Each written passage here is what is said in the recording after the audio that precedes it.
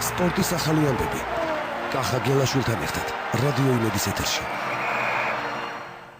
Program tenise საქართველოს 20 წლამდე კალათბურთელთა ნაკრები, რომლის მთავარი მწვრთნელი დავით უსტიაშვილია იტალიაში მიემგზავრება, სადაც ევროპის ჩემპიონატისთვის მზადების მიზნით 6 სამხანაგურ შეხვედრას ჩაატარებს. ორ საერთაშორისო ტურნირზე ქართული კალათბურთელები 21-დან 23 ივნისის ჩათვლით იტალიის, რუსეთისა და გერმანიის თანატოლებთან ერთად 4 ტურნირში გამოვლენ. ტურნირი ქალაქ სანტა-ანჯელიში გაიმართება. მეორე საერთაშორისო ტურნირი კი 28-დან 30 ივნისის ჩათვლით ქალაქ დომეჯიტი კადორეში ჩატარდება. ამჯერად ქართული კალათბურთელების მეტოქეები მასპინძელი იტალიის, უკრაინისა და ბულგარეთის ახალგაზრდული გუნდები იქნებიან. შეგახსენებთ, საქართველოს სასაკობრივ ნაკრებ გუნდებს შორის 20 წლამდელთა ნაკრები ერთადერთია, რომელიც ევროპის ჩემპიონატის უმაღლეს A დივიზიონში გამოდის. აღნიშნული დივიზიონის ევროპის 2013 წლის ჩემპიონატს 9-დან 21 ივლისის ჩათვლით ესტონეთის დედაქალაქი ტალინი უმასპინძლებს. ასპარეზობის მიმოწილი 20 ნაკრები 4 გუნდა ჯგუფებში 5 გუნდა ჯგუფში გადანაწილდა.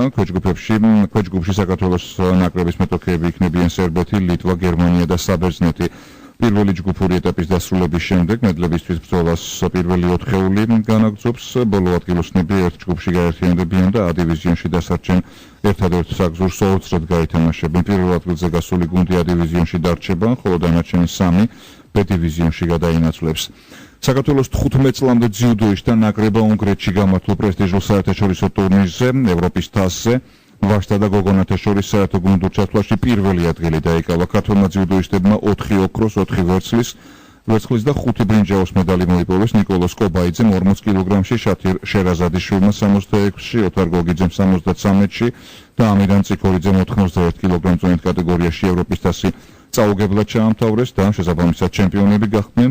ფინალში დამარცხდნენ ალეკო მამიაშვილი, ალეკო სულაკაძე, ასევე ნატა ყიფშიძე და ეთერ ლიპარტელიანი. მესამე ადგილები კი გიორგი თუთაშვილმა, გიორგი მღევრიშვილმა, ნუგზარ ტაბლიაშვილმა, ნინო მგელაძემ და სალომე მჭედლიშვილმა დაიკავეს. საინტერესოა, რომ სულ საქართველოს სახელით ევროპის თასი 15 წლამდე ასაკის 14 ძიუდოისტმა იჭიდავა და მათგან უმედლოდ მხოლოდ მარიამ თოდუა დარჩა, რომელმაც რეპეშაჟის ფინალში იჭიდავა და საბოლოოდ მეხუთე ადგილს დასჯერდა.